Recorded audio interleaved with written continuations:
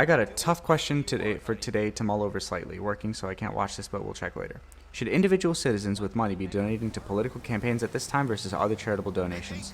Specifically Biden's. Biden has been hugely funded by corporations, PACs, super PACs, so my thinking thus far has been to avoid contributing instead to campaigns not accepting special interest money, as well as smaller campaigns with vulnerable Republican seats.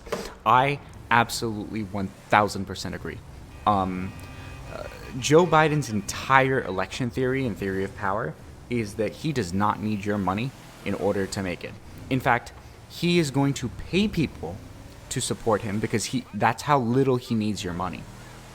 So I would say charitable donations like, ACLU, Black Lives Matter, Planned Parenthood constantly needs your support, 100%. Even if Biden wins, Planned Parenthood is going to need your help. I'm going the exact wrong way. All right, let's get back to the canal.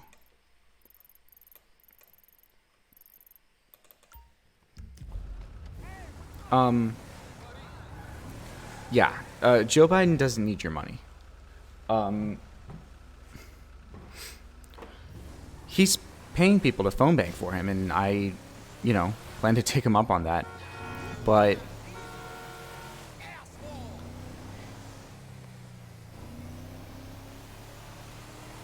there are local and state races that need your support. My recommendation is if you go to Justice Democrats, there are multiple candidates who are in tight races. Like, Georgia primary already happened, unfortunately. Kentucky, if you really, really like... Oh, I've already gotten this, I think. We'll just check anyway. On the Central Median in a canal tunnel under Palomino Avenue. I don't think Amy McGrath is going to win. We'll talk a little bit about Amy McGrath and how difficult that issue can be by virtue of how important it is for Mitch McConnell to be out of the Senate, but how extremely difficult it is to campaign against him in the current status quo. But, if you really want to, like, the payoff is so heavy that if you want to donate to Amy McGrath, like, power to you. It's just not necessarily the most efficient spending of dollars in the way that I think. But the payoff is so great that I can't. It's kind of like, every now and then you just want to dump a little money into the lottery because, yes, it's not technically worth it financially, but there is the what's the opposite of risk of ruin? The chance of riches, right? The risk of riches. That, hey, on the off chance that Amy McGrath unseats Mitch McConnell, holy shit. Now that the primary is over, she's polling like 20 points behind him in a lot of polls. So who knows? Mostly speaking to historical donation distribution versus now as primaries are ending and campaigns are starting. There are still primaries going on. One campaign that might need your help is Ed Markey. Ed Markey is an incumbent progressive senator in Massachusetts who's currently facing a primary challenge from Joe Kennedy III. Kennedy said that he would pretty much never. He said you'd have to have a really, really good reason to consider primarying Ed Markey. And it turned out that good reason was a massive campaign check. How's McConnell polling well? He doesn't poll well in approval, but he is very, very, very, very good at campaigning in Kentucky. Extremely good. There's a reason that he's still there, quite frankly.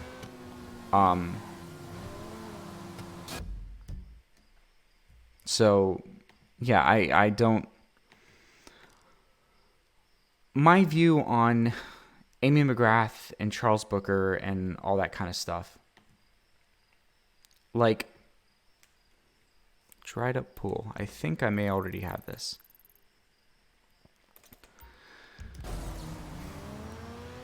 You need a comprehensive shift in the voter layout and participation of Kentucky before you have a chance of unseating Mitch McConnell or whoever, follows him in the Republican Party.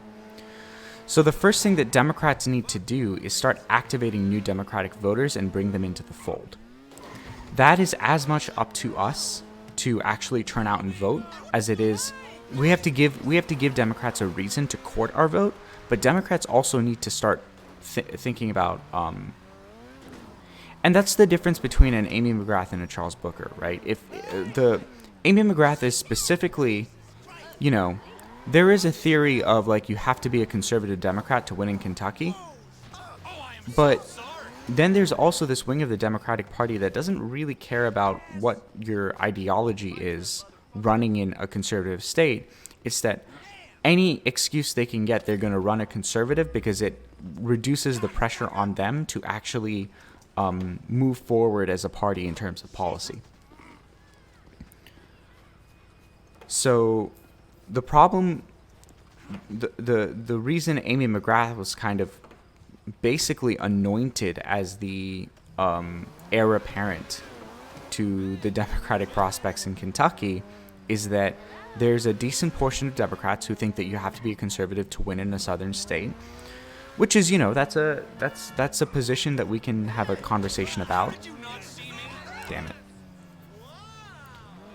And then there's also a contingent of the Democratic Party that wants the Democratic Party to be as tame and in the middle as possible, simply so that the standard for them to maintain their positions and their elected power is as low as possible. And this is the camp in which I put Chuck Schumer, and very much Nancy Pelosi as well. That the leadership of the Democratic Party is just trying to keep the standards for maintaining leadership as low as humanly possible, so that they can point to the rest of their caucus and give a reason as to why they have not held a vote on Medicare for all, for example, right? Another follow-up for after. Looking at the voting numbers over the last 12 years, have we done a better job of getting the vote out, especially that it doesn't feel like when we can see the popular vote largely going toward Hillary? Yeah, but the popular vote doesn't matter. I want it to, yeah. I would love if the popular vote mattered, but that's never been the system that we live in. Republicans have only won the popular vote in one election in the past 20 years. It has been 16 years since Republicans won the popular vote, and they needed an incumbent president to do it. So, the popular vote doesn't matter. It doesn't matter that we're activating new voters in states that are already voting Democrat. What might matter is that we're activating voters in states that were voting Republican, but that isn't borne out in the 2016 data, is it? It seems like the margins, the reason Hillary Clinton won the popular vote was how close the margins were in the swing states, and how big she won the other swing states. So maybe we are getting the vote out in the places that count. We're just not getting it quite enough. Restaurant Pearls, the second floor balcony. We've done a good job of getting the vote out, but you also have to counteract Republican voter suppression, right? That's not going to go away. That is not going to go away. Seeing Texas, Florida, Georgia going purple, if not right out winning a lot of House rep areas we haven't previously. I totally agree. Voter suppression, however, is a real thing, and it's part of why Trump won the first time around. How can the average person best fight that? Best assist with that fight? Support local candidates. I'm not even talking congressional. I'm talking your city. I'm talking your city, your state assembly, and that kind of stuff. If voters are being net suppressed, which, I'm not sure that they are. I'm very, very fearful about voter suppression generally, partly because of how completely gone judiciary is. But combating voter suppression starts locally. Your state assembly, your city council, these are all places that have to lobby the government, and state redistricting, you know, happens at a million different levels, right? Gubernatorial elections are really important because your Secretary of State has a huge amount of power. Hey, Sal. I would say go as local as you can. Find it's difficult to do when you're not there, to be fair. Especially local elections. Congressional elections you can do easily, but once you get to like state senate and state assembly, it gets very difficult to find candidates because the good candidates are almost always focused on ground game, and so they're not going to be terminally online or anything like that. Which can be frustrating because you're trying to support people remotely, but while they can definitely use your support, they're not counting on getting it because you're so far away from them, right? So the smartest move for them is to definitely the smartest move for them is to be out in the streets, you know, making visits to local places, wearing masks. To that's what Lauren Ashcraft was doing right before the election, and she got 12,000 votes, right? And there was no way she was ever winning, but she got a very, very, very solid vote share for someone who had absolutely no infrastructure. So, I'm watching out, buddy.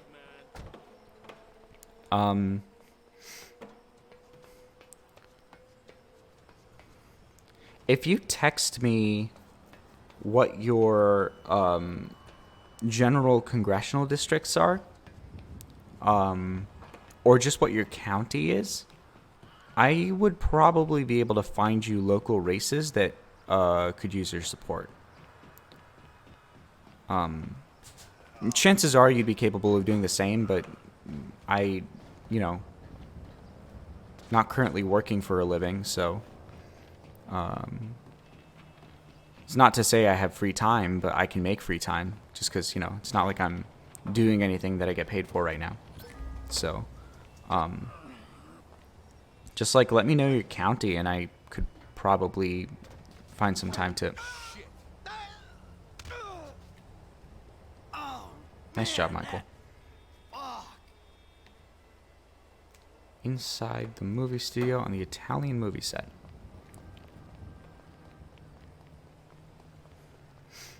Yeah, but I would definitely say go local. A great conduit for local races is Nomiki Konst. Nomiki is a progressive commentator who has deep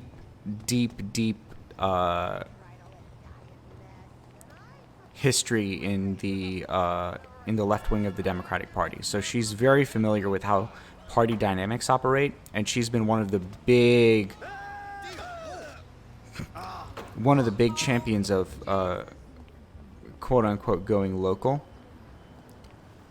And what she's kind of anointed herself as is, or not anointed, but the mantle she's kind of taken on, given her understanding of local politics, of how the Democratic Party operates on every level. The mantle she's taken up is understanding and disseminating information on local campaigns. She's very knowledgeable about New York, but I can only imagine she has some level of connectivity and network to other chapters of the local Democratic Party. So, she has a show on YouTube called The Nomiki Show, and I think you can follow her at Nomiki Konst on Twitter. I would imagine she does post resources and races to support. And especially, hold on.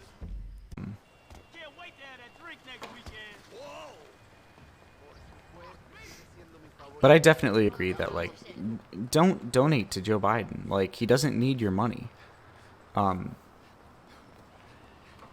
It'll be nice if he gets,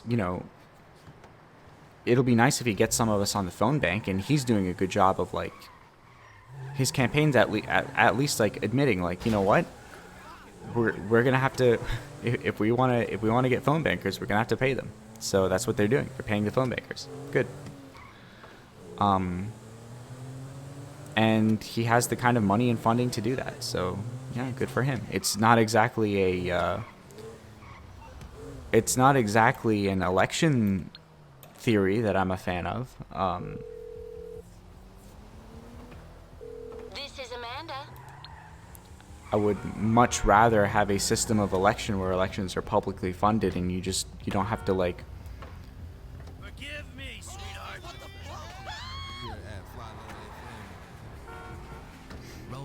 sell out to corporate donors just to fund your campaigns. But this is the system we have during this election. So we're in the general.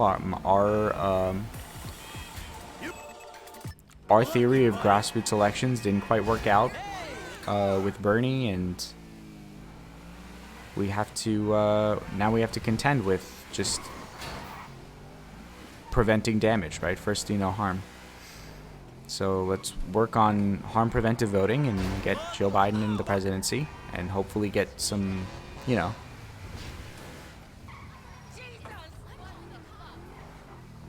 make a little bit of headway on healthcare, and make a really negligible amount of progress on education and student debt. The other day, I was trying to sell Joe Biden's student debt plan, and then I looked up Joe Biden's student debt plan, and I realized this is the worst thing that I've ever seen from a Democrat.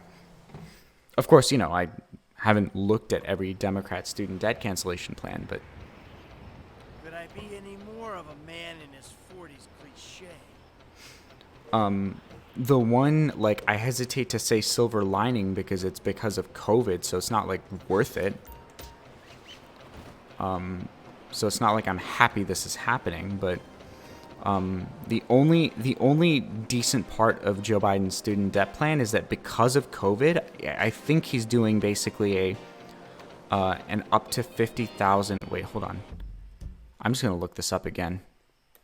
Cancel at least $10,000 of your student loan debt, and that's supposed to be per year for 5 years.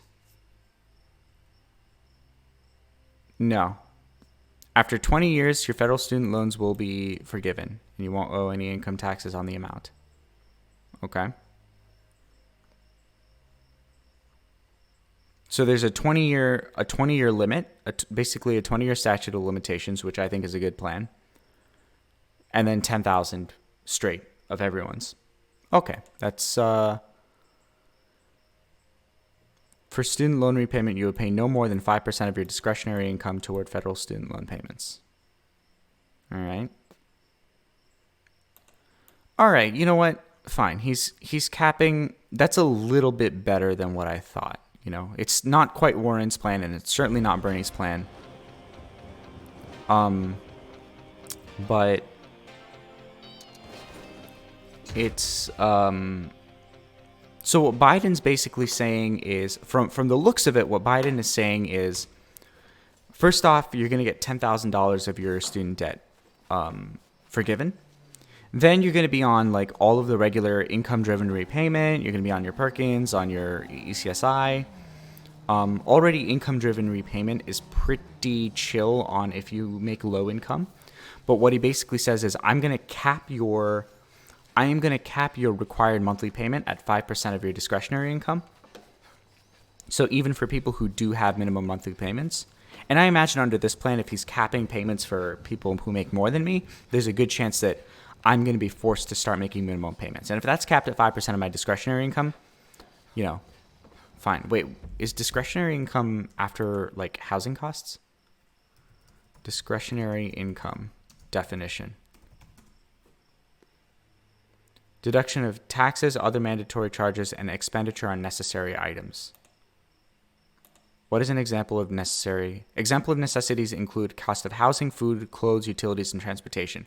Okay, great. So on my New York minimum wage. So for example, I was making New York minimum wage before COVID happened. So I was grossing $31,200 a year. Let's presume I was. I was working part-time, so I was making less than that. So even under that plan, I wouldn't be. So let's say I'm making minimum wage. Let's pretend I was working full-time and I was making $31,200 a year. Let's say rent plus utilities total for me was in New York around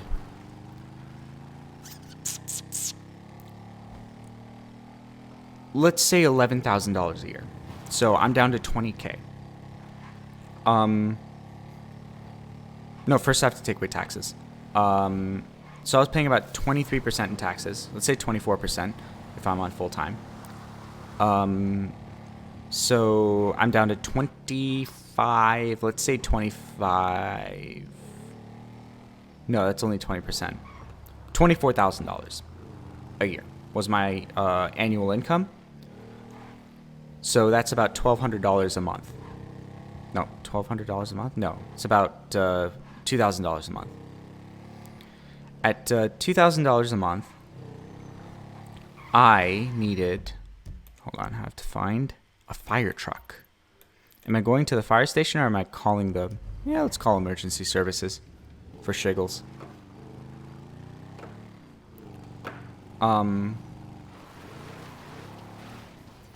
So I was making $2,000 a month. Is that right? Yeah, times 12 is 24, yeah. So I was making $2,000 a month. My monthly rent cost was, let's say, $1,000, including utilities and internet. I was paying $1,000 in rent. I'm down to $1,000 in discretionary income. I have to take away transportation. That's let's say about $150 a month, including miscellaneous costs in case I need to take a cab to work or I need to take an extra train out of town to teach. Any number of those things, plus my monthly MTA card. So I'm down to $850. Making minimum wage. $850. Food costs will what be. emergency service do you require? Thank you. The fire department are en route to your location. My minimum food costs. Let's median estimate it at around $350, probably $350 a month. So I'm down to $500 a month, which means that my minimum student loan payment in this system would be math is $25 a month.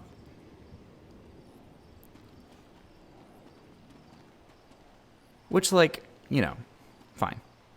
I can afford that. $25 a month.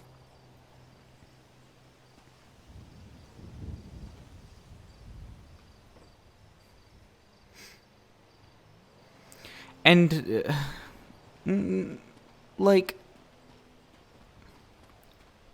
capped at 5% of discretionary income. I'm not even counting clothes in that, so who knows? There you are. You don't have to answer about how large my student loans. I don't have all that much. I've got about $40K in student loans.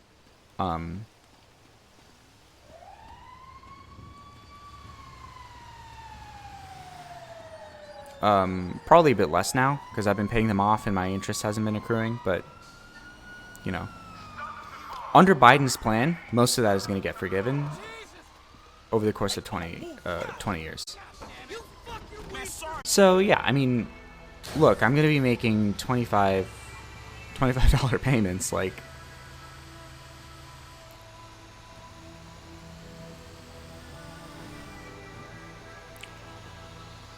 so that's $300 a year over 20 years. I'm going to pay total of, under Biden's plan, I'm going to probably wind up paying off about 15 to 20% of my student loans. only because of the quarterly Perkins loan payments that I've made until now. But even those will be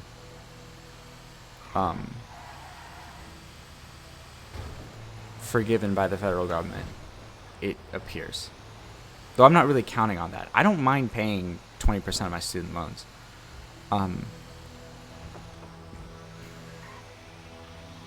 But on principle, I don't think I should have to. I'm not going to, like, risk getting my wages garnished over it, but... So the Biden plan's not... If you're going to get all of your debt, unless it's only federal debt, if it's only federal debt, like, that's also fine, because the majority of your debt is going to be federal. But... Hey, Lester, man. The fire truck's around the back of your factory. Good, good. Well, that's everything. I just need to show Michael something, and then this job is a go. I do think...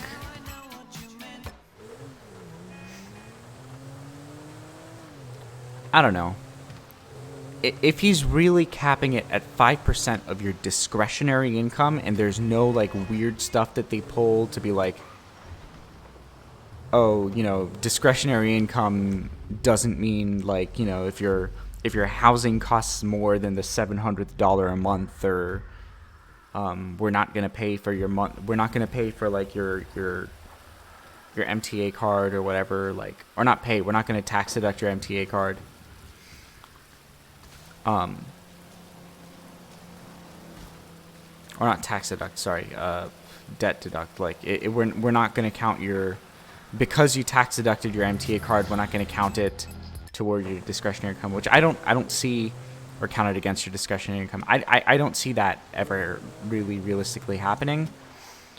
And I don't believe Joe Biden or his political allies to have the level of malice to pretend that they're accomplishing something for you that they're not.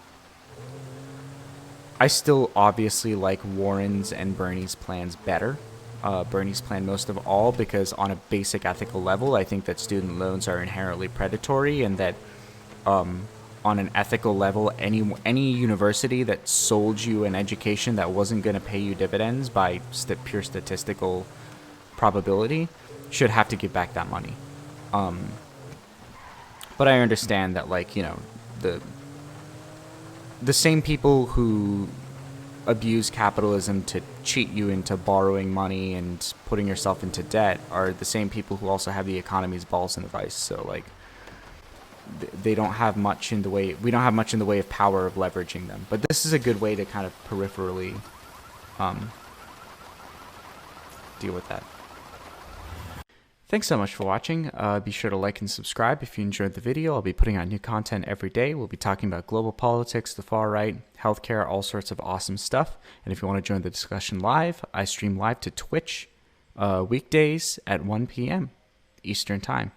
Otherwise, I'll be having new content out on the YouTube channel every day, so stay tuned. Have a great day.